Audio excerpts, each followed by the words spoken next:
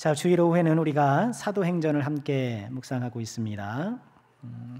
지난 주일엔 헌신 예배여서 오늘 다시 사도행전으로 돌아왔는데요.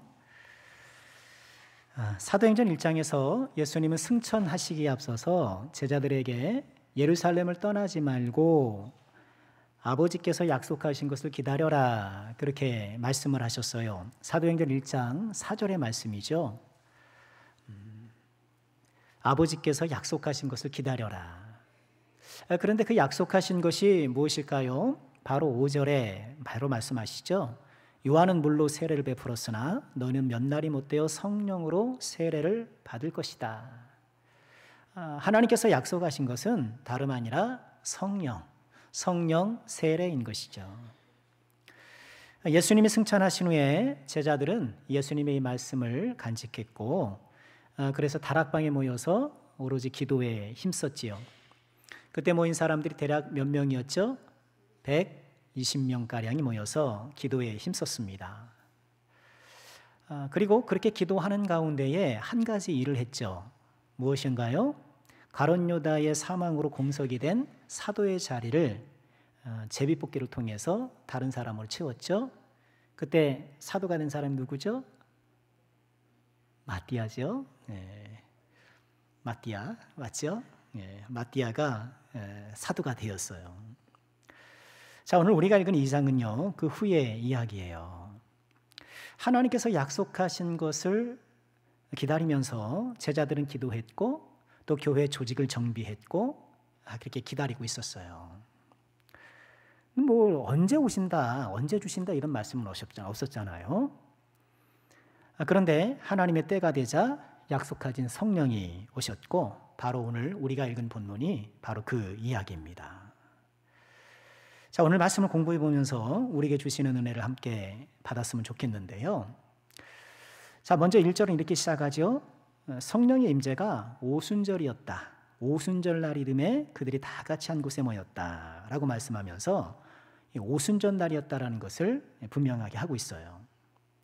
오순, 그러니까 5번에 10번 아닙니까? 10번이 5번 있는 것, 오순절인데, 그러니까 6월절이 지나고 첫 번째 안식일이 있을 것 아니에요? 그 첫 번째 안식일부터 7 안식일이 지난 후 50일째 되는 날이에요. 그래서 이 오순절을 77절이라기도 했고, 또 뭐라고 불렀까요? 오순절, 77절 말고 또 뭐 있죠? 같은 날? 우리 초등부 선생님들. 오순절, 77절 같은 날이 뭘까요? 맥추절이죠. 그때가 처음 읽은 곡식을 거두는 때라 맥추절이에요. 오순절, 77절, 맥추절 다 똑같은 얘기예요. 이거 퀴즈 냈어야 되는 건데. 제가 설교 준비해서 이거 퀴즈입니다. 마치는 분 제가 커피 사드립니다. 딱 그러려고 그랬는데 까먹었네요. 맥추절인데 오늘날 우리가 지키는 맥추절과는 다르다는 것, 우리 남성교 성도님들은 다 아실 거예요. 그렇죠? 맥추절만 되면 제가 말씀드린 거잖아요. 맥추절만 되면 말씀드리는 거잖아요. 자, 오순절 날이 이미 이르렀는데 이 제자 공동체가 다 같이 한 곳에 모였다, 그렇게 말씀을 해요.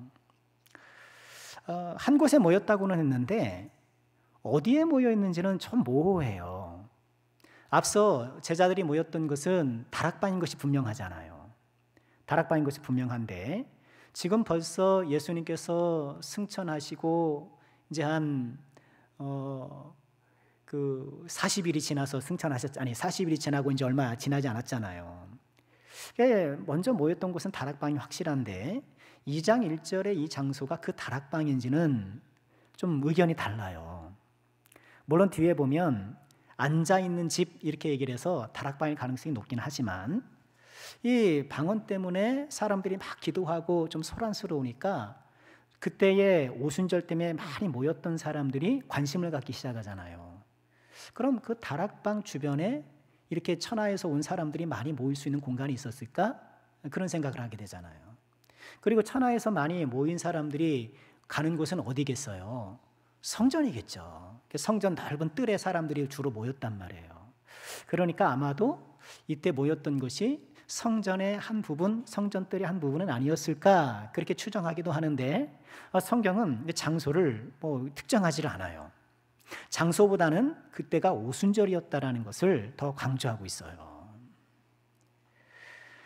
예수께서 성령 강림을 오순절로 택하신 이유가 있을 것 아닙니까? 성경학자들은요, 당시 유대인들이 갖고 있던 인식 가운데 하나가 이 오순절이 모세가 시내산에서 율법을 받은 날이다. 그런 일반적인 인식이 있기 때문에 아마도 이 오순절에 말씀을 주셨던 것과 성령을 주신 것을 서로 연결시켜서 하나님의 역사를 강조하려고 했던 것이다.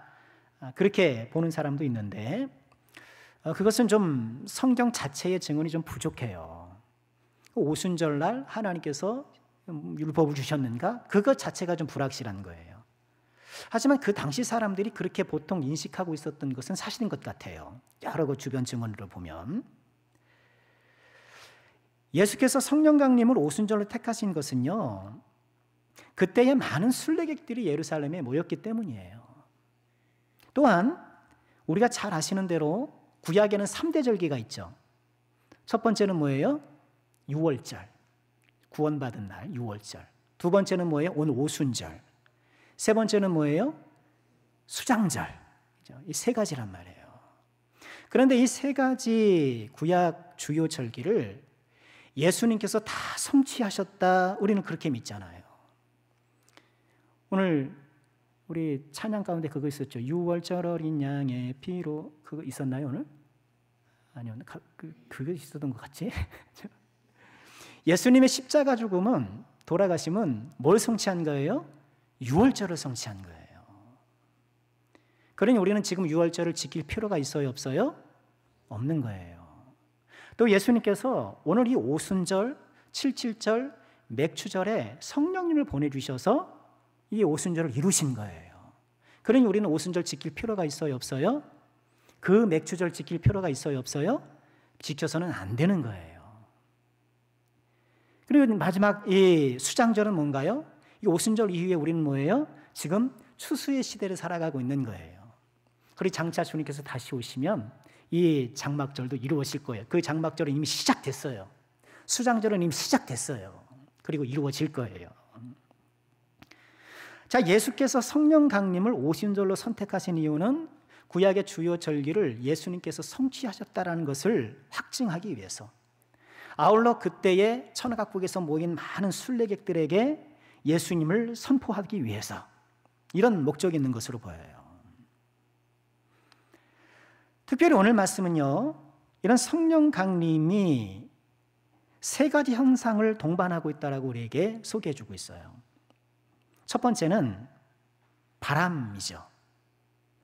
오순절 성령 강림의 첫 번째 현상은 바람이었어요. 2절 말씀 보실까요? 자, 같이 읽죠. 시작. 후련히 하늘로부터 급하고 강한 바람 같은 소리가 있어 그들이 앉은 온 집에 가득하며. 여러분, 이 2절을 갖고 그때 상황을 재구성하고 그림 그려보고 하는 건 다 실패예요. 도대체 급하고 강한 바람 같은 소리라는 게 도대체 뭐냐?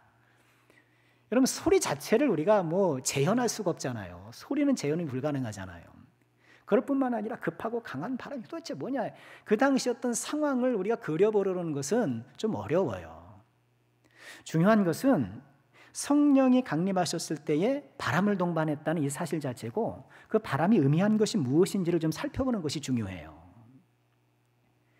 여러분, 성경에서 바람은 하나님의 임재와 동반된 그런 역사 현장에 많이 있었어요.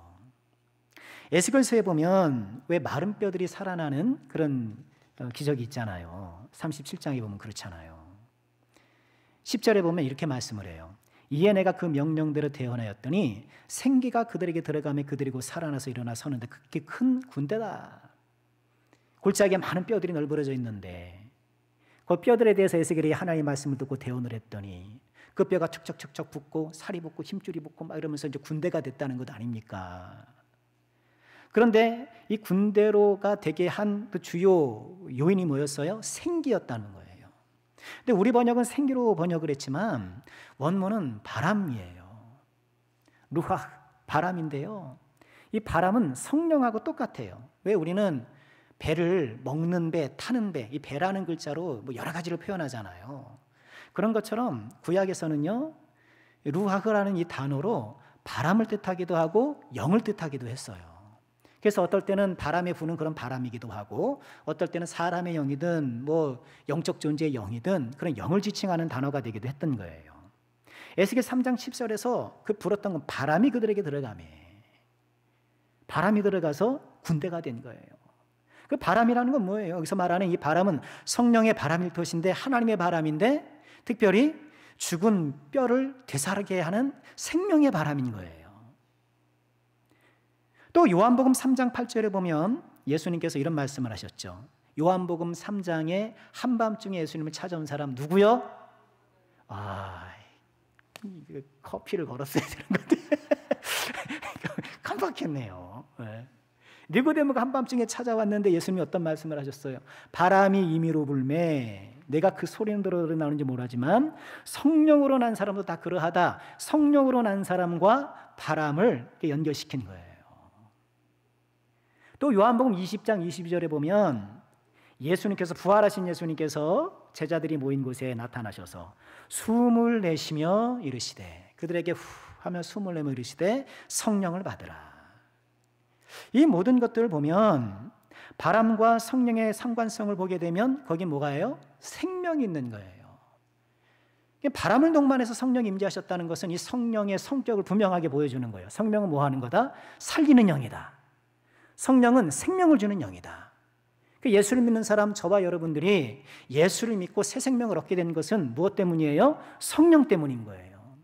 성령이 마른 뼈와 같은 우리들, 성령이 이제 죽은 우리들에게 새 생명의 역사를 일으켜 주셔서 성령 있는 사람이, 즉 살아있는 사람인 거예요. 칼빈 목사님은요, 요한복음 20장 22절 예수님께서 숨을 내셔서 성령을 주신 이것을 이제 가져와서요, 이런 표현을 했어요. 성령은 하나님의 능력으로서 그 능력에 의하여 하나님은 만물 위에 숨을 뿜어내시듯이 성령을 부어주신다는 거예요. 칼빈 목사님 제가 좋아하는 이유는 이거예요. 굉장히 신학적으로 정결하면서도 그냥 일관되면서도 그냥 문학적이에요. 이 표현이 너무 좋아요. 만물 위에 숨을 뿜어내시듯 성령을 주신다. 만물을 숨을 뿜으시니, 그러니까 하나님께서 우리에게 숨을 주셔서, 성령을 숨으로 주셔서 우리가 생명이 된 것이죠.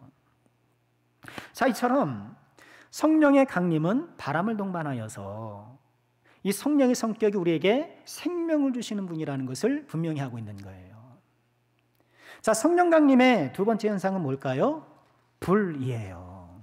우리 3절 말씀도 같이 읽어볼까요? 시작. 마치 불의 혀처럼 갈라지는 것들이 그들에게 보여 각 사람 위에 하나씩 임하여 있더니. 처음에는 어째요? 바람. 두 번째는 뭐예요? 불.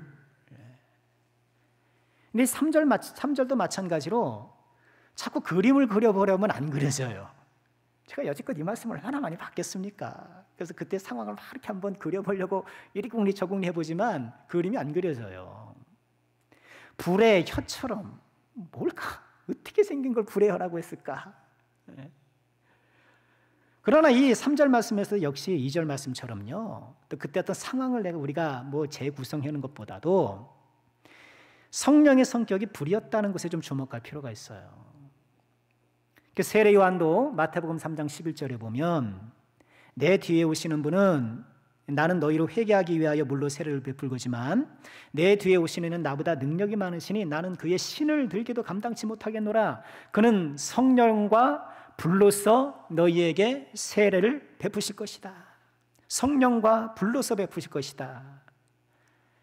성령과 불은 뭐 성령 따로 불 따로가 아니라 성령, 즉 불로. 불이 성령의 주요 성격이라는 게 성령과 불이 바로 그런 의미죠. 이건 불이라는 건 뭔가요? 불은 정화의 능력이 있잖아요.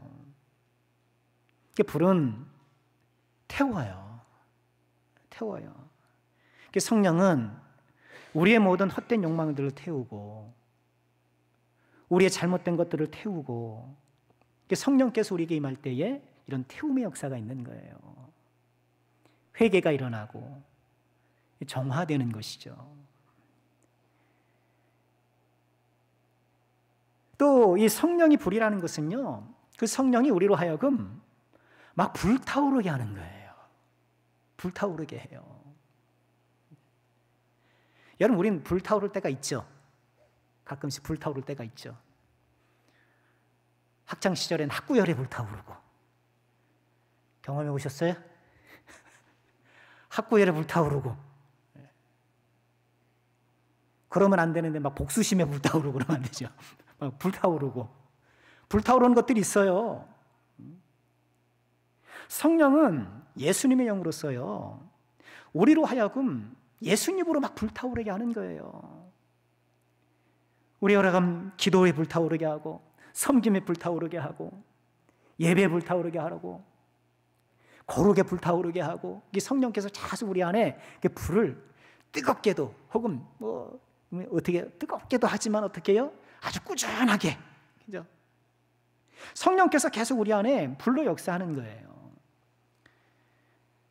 예수님께서 성령을 말씀하시면서 사도행전 1장 7절 뭐라 그러셨나요? 너희가 권능을 받고 예루살렘과 온 유대와 사마리아 땅 끝까지로 내 증인이 되리라 말씀하셨잖아요. 전도의 불을 주시고.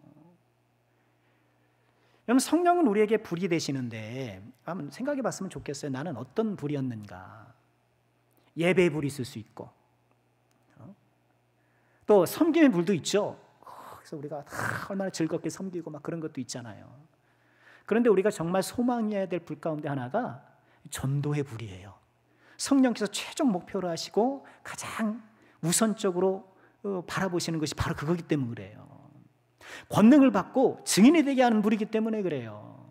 그래서 저도 말씀을 준비하면서 그렇게 생각해 보면 전도의 불이 그렇게 크게 잘 못 타올랐던 것 같아요. 예배 불은 있는데, 섬김의 불은 있는데, 사랑의 불은 있는데 유독 전도의 불은 잘 안 타오르는 것이 우리가 아니었는가. 성령의 불이 이처럼 우리를 태울 때에 특별히 여러분 전도의 불이 다시 한번 우리에게 일어나기를 주의 이름으로 축원합니다. 또 특히 불의 혀라고 말씀을 하시는데 왜 불로 임하시면서 특별히 혀일까? 그것은 이제 세 번째 현상과 관련되어 있는데, 이 불의 혀 마찬가지로 제자들에게 다른 언어를 줘서 복음을 전하게 하시잖아요. 성령은 불로 주시되 특별히 혀란 말이죠. 자, 세 번째 성령 강림의 현상은 뭐였을까요? 다른 언어예요. 우리 4절 말씀도 보실까요? 다 같이 하죠. 시작. 그들이 다 성령의 충만함을 받고 성령이 말하게 하심을 따라 다른 언어들로 말하기를 시작했다. 바람처럼 불처럼 성령이 탁 임하니까 이 예수님의 제자 공동체가 다른 언어로 말하기 시작한 거예요. 우리가 읽은 것처럼 그때의 오순절이라서 세계 각지의 디아스포라들, 유대인들이 모여들었거든요. 근데 그 사람들은 이스라엘에서 태어난 사람들이 아니라 먼 이국에서 태어난 사람들이에요. 그러니 유대인 말도 할 수 있겠지만 자기가 태어난 그곳의 말도 하겠죠. 우리나라 사람이 미국 이민 가면 살면은 한국말도 하겠지만 영어도 잘할 것 아닙니까? 아니 그런데 여기 왔더니만 이 제자들이 갑자기 뭐가 소란하고 요란하고 막 그러더니 막 영어로 이야기하는 거예요. 막 불어로 얘기를 하는 거예요. 우리로 치면 중국어로 막 얘기를 하는 거예요. 그 사람들이 깜짝 놀랐죠. 딱 보니까 어디 사람들이에요? 갈릴리 사람들이에요. 오늘 말씀에도 나오죠. 갈릴리 사람들이 아니냐 그러잖아요. 근데 뭘 보고 갈릴리 사람이라 그랬을까? 그렇잖아요. 뭘 보고 갈릴리 사람이었을까? 아마도 행색이 그랬을 가능성이 커요. 행색이 그랬을 가능성이 커요. 또 하나는 갈릴리 사람 특유의 말투가 있어요.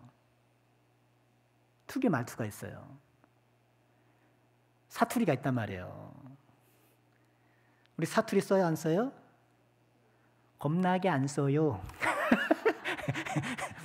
목사님, 저는 사투리 안 써요. 사투리가 있어요. 베드로가 이 사투리 때문에 걸린 거 아닙니까? 그죠? 예수님 모르는 척하고 이렇게 불쬐고 있다가 어떤 사람, 너 갈릴리 사람 아니냐? 그랬더니 막 변명하고 아니라고 막 그러잖아요. 그럼 뭐라 그래요? 너 말하는 거 보니까 갈릴리 사람인데 딱 그러는 거예요. 사투리 때문에 딱 걸린 거예요. 여하간 이 갈릴리 사람들이 다른 언어를 막 말하기 시작하는 거예요. 그런데 그 언어가 우리 소위 말하면 요즘 말하는 그런 알아들을 수 없는 방언은 아니었다는 거예요. 다른 사람들이 알아들을 수 있는 외국어예요. 그래서 다른 언어였단 말이에요. 물론 알아들을 수 없는 그런 방언도 있어요. 고린도전서 14장 2절에 보면 고린도 교회에 있었던 방언은 그런 유의 방언이었어요. 방언을 말하는 자는 사람에게 하지 아니하고 하나님께 하나니 이는 알아듣는 자가 없고 못 알아듣는 거예요. 샬라샬라 뭐 코카콜라 100번 하면 막 방언 맞는다고 옛날에 막 우스갯소리 있었잖아요. 예? 그렇게 막 방언을 못 알아듣는 거예요. 영으로 비밀을 말함이라. 그렇게 우리가 일반적으로 지금 흔히 볼 수 있는 방언은 그런 류의 방언인데 제자들은 그런 류의 방언이 아니라 실제로 다른 언어를 구사했다는 거예요. 이게 성령의 한 부분이었던 것이죠. 자, 이런 걸 보았을 때 성령께서는 바람을 통해 나타나심을 통해서 생명임을 보여주시고 불이라는 것을 통해 나타나심을 통해서 우리를 정화시키고 특별히 불의 혀가 되고 그 혀가 다른 언어로 구체화되면서 주의 복음을 전할 수 있게 되는 거예요. 그러니까 성령께서 우리에게 임하시는 이유는 예수를 전하도록 하시기 위한 거예요. 자, 우리가 요 오순절 성령 강림 보면서 우리가 좀 생각해야 될 것은 뭐냐 하면은요. 우선은 오늘날의 성령 임재도 꼭 이런 현상을 동일하게 동반해야 되는 것은 아니라는 거예요. 이건 이례적 사건이에요.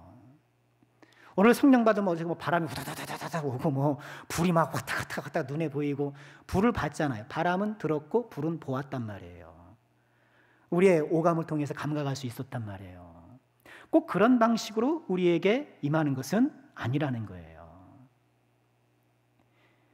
지금 이 사도행전 2장에 나와 있는 이 성령 강림은 이례적인 사건인 거예요. 이제 예수님께서 승천하실 때 성령을 주리라 하셨으니 예수님은 가시고 성령님은 오시는 이런 과도기적 시대잖아요. 그렇기 때문에 이 시대의 특성상 예수님의 승천과 성령의 강림이 구분돼요. 그러나 이제 우리가 예수님과 함께 이게 성령 시대를 살아가는 우리들에게는요, 이런 성령 세례가 어떤 바람이나 불이나 이런 것 선상을 동반한 어떤 특별한 성령 세례가 또 주어지는 것이 아니에요. 그러니까 예수 믿는 것 따로, 성령 세례 따로 이게 아니라는 거예요. 우리를 예수를 믿으면 어때요? 예수를 믿는 그 순간에 우리는 성령의 임재를 받는 거예요. 성령께서 오시는 거예요. 그러니까 우리는 성령 세례라고 하는 것이 아니요, 우리는 성령 충만인 거예요. 왜 그런가요? 고린도전서 12장 3절에 보면 그러므로 내가 너에게 알리노니 하나님의 영으로 말하는 자는 누구든지 예수를 저절하지 아니하고 또 성령으로 아니하고는 누구든지 예수를 주라 시인할 수 없느니라 라고 말씀하세요. 성령이 아니면 우리를 예수님을 주님이라고 시인하는 것, 이것이 예수를 믿는 것 아닙니까? 성령이 아니면 우리가 믿을 수가 없는 거예요. 그러니까 예수를 믿었으니 예수 믿는 것은 부족해. 거기에 플러스 성령 세례를 받아야 돼. 여러분, 이것은 아니라는 거예요. 예수를 믿을 때 우리는 그 즉시 성령 세례를 받고 그 받은 세례를 통해서 우리는 어때요? 이제는 성령 충만을 경험하는 거예요. 성령 충만을 통해서 우리의 생명력이 왕성해지고 성령 충만을 통해서 우리의 붕의 정화를 느끼고 태우고 또 어떻게 불타오르고 그런 성령의 충만함이 우리가 사모해야 될 것들이라는 거예요. 중요한 것은 이 성령께서 하시는 일이 무엇이냐는 거예요. 성령은 예수님의 영이에요. 예수님의 영. 오늘 이런 제자들이 성령을 세례를 받고 갑자기 놀라운 일이 생기잖아요. 그래서 세계 각국에서 온 사람들이 이게 도대체 무슨 일이냐 그러잖아요. 그러면서 11절에 이렇게 얘기를 해요. 그레디인과 아라바인들이라 우리가 다 우리의 각 언어로 하나님의 큰일 말함을 듣는도다. 하나님의 큰일 말함을 듣는도다. 지금 성령의 바람을 동반해서 불을 동반해서 다른 너를 동반해서 이렇게 나온 이유는 뭐예요? 하나님의 큰일을 보여주기 위해서. 여러분, 하나님의 큰일이 뭐예요? 바람이 그게 큰일인가요? 불이 큰일인가요? 다른 언어 구사, 이제 어학학원 안 다녀도 되는 그런 능력이 큰일인가요? 아니죠. 뭐예요? 예수 그리스도가 큰일인 거예요. 우리에게 예수님을 보내주셔서 그 예수님을 통해 우리에게 구원을 주시고 이 예수님이 우리의 구원자가 되신다는 것이 가장 큰 일이라는 거예요. 그래서 우리는 오늘날 좀 성령을 우리가 추구하면서 자꾸 빗나가는 것이 뭐냐 하면 이런 방언이나 이런 어떤 현상들은 예수님을 가르치는 손가락이잖아요. 이걸 통해서 뭘 보라는 거예요? 예수님을 보라는 거예요. 예수님을 봐야죠. 예수님을 봐야 되는데 자꾸 바람 보고 불 보고 방언 본단 말이에요. 여러분, 그것은 하나님께서 주시는 선물이니 귀하게 여겨야 되지만 그것들이 정말 추구하는 것이 무엇인지를 봐야죠. 손가락이 가르치면 손가락이 가르치는 걸 봐야죠. 손가락만 보면 뭐 할 거예요? 손가락 봐서는 소용이 없는 거잖아요. 성령은 예수님의 영이에요. 성령은 예수님을 보게 하고 예수님을 닮게 하고 예수님을 따르게 하고 성령은 우리를 예수 중심으로 세워주는 거예요. 바람 쫓아가고 불 쫓아가고 뭐 방언 쫓아가고 좋죠. 은사를 받아야죠. 그런데 그렇게 하면서 예수님을 떠나는 거예요. 예수님의 가르침을 벗어나는 사람들이 있는 거예요. 성령은 우리로 하여금 예수님을 잘 믿고 예수님 올바로 따르도록 우리를 인도해 주시는 분인 거예요. 우리는 방언도 사모하셔요. 그래서 신앙생활하면서 기도생활하면서 그래도 좀 방언 좀 해보는 게 좋아요. 기도의 능력이 있거든요. 그렇죠? 방언 기도하면 힘이 나요. 하나님과 교제하는 그 능력이 난단 말이에요. 그럼 방언을 좀 사모하세요. 그러나 방언을 하는 것보다 더 중요한 게 뭐예요? 1만 마디 방언을 하는 것보다 한마디 예언, 즉 하나님의 말씀을 쫓아가는 것이 더 귀한 거예요. 아울러서 우리는요, 영을 분별해야 돼요. 영을 잘 분별해야 돼요. 이게 우리가 꼭 필요해요. 요한일서 4장 1절에 보면 이렇게 말씀을 해요. 사랑하는 자들아, 영을 다 믿지 말고 오직 영들이 하나님께 속하였나 분별하라. 많은 거짓 선지자가 세상에 나왔다. 이렇게 말씀을 해요. 2000년제대로 됐고 오늘날에도 마찬가지예요. 우리는 되게 좀 약해요. 그래서 누군가 어떤 영적 경험을 하고 그 체험을 바탕으로 얘기를 하면 그러면 굉장히 끌리는 그런 게 있어요. 여러분, 제가 기도해 보니까, 기도원도 가잖아요? 여러분, 제가 기도하고 내려보니까요, 여러분 뒤에, 혹은 우리 교회, 막 이러면서 뭔가 제가 보았던 어떤 그런 것들을 얘기해 봐요. 그럼 우리가 싹 빨려 들어가요. 그러기 쉬워요. 여러분 주변에서, 네, 기도해 보니까, 여보, 집사님, 제가 기도해 보니까 이러저래 딱 얘기해봐요. 훅 들어가. 우린 그런 게 다 약하거든요. 사랑하는 자들아, 영을 다 믿지 말고 오직 영들이 하나님께 속하였나 분별해보라는 거예요. 어떻게 분별하나? 제가 이거 몇 번을 말씀드린 거예요. 그러나 잘 잊어버리니까 또 얘기해요. 얼마나 좋은지 몰라요. 몇 번을 할 수 있으니까. 네. 2절 보시까 요한일서 4장 2절에 보면 이로써 너희가 하나님의 영을 알지니 곧 예수 그리스도께서 육체로 오신 것을 시인하는 영마다 하나님께 속한다다.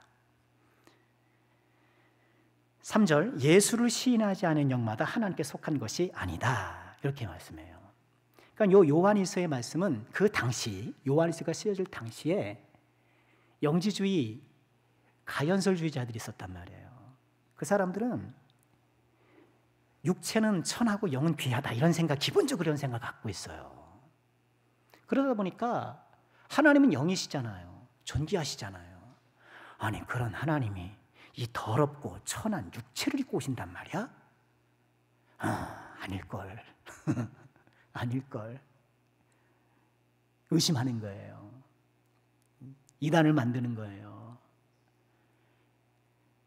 요한복음이 쓰여질 때가 이제 AD 90년쯤 됐으니까 예수님이 승천하신 지 벌써 60년쯤 지났거든요. 아니 30년쯤 지났거든요. 맞죠? 아니 60년쯤 지났죠. 예수님이 30살쯤에 돌아가셨으니까 60년쯤 지나니까 한참 됐잖아요. 그죠?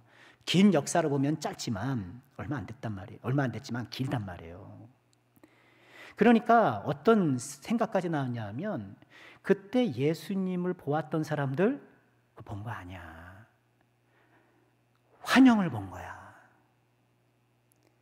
존귀하신 영이신 하나님께서 사람의 이 더러운 몸을 입을 리가 없어. 환영이야. 가현설, 가짜 현실, 가현설이라 그래요. 그렇게 주장하는 사람들이 교회에 있었단 말이에요.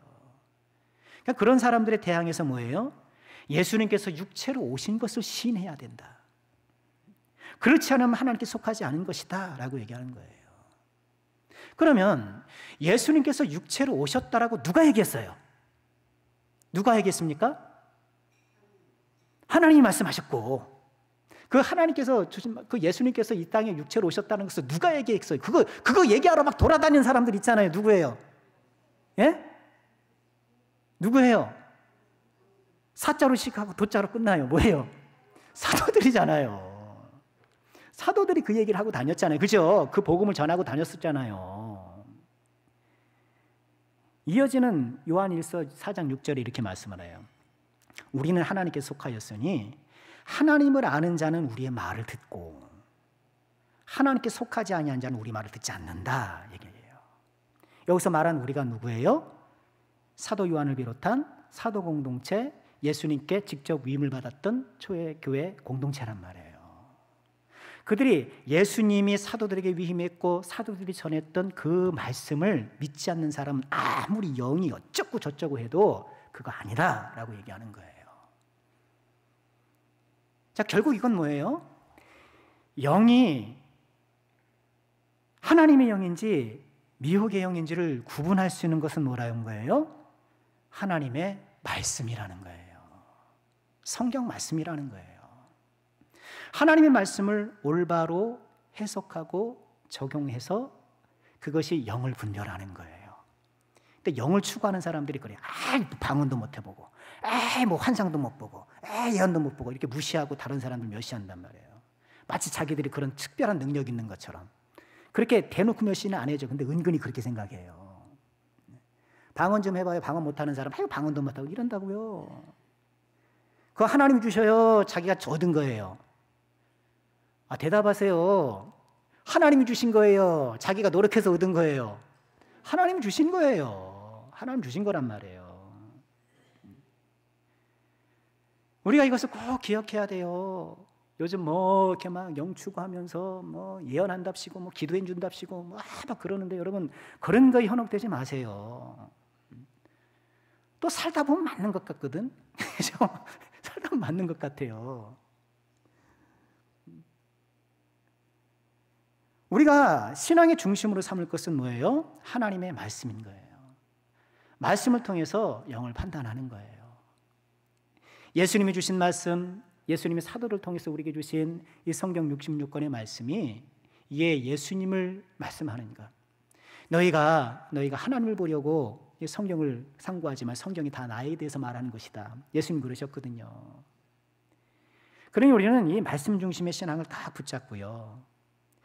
또 우리는 어떻게 해요? 열심히 성령을 또 주시길 충만하길 기도해야 돼요.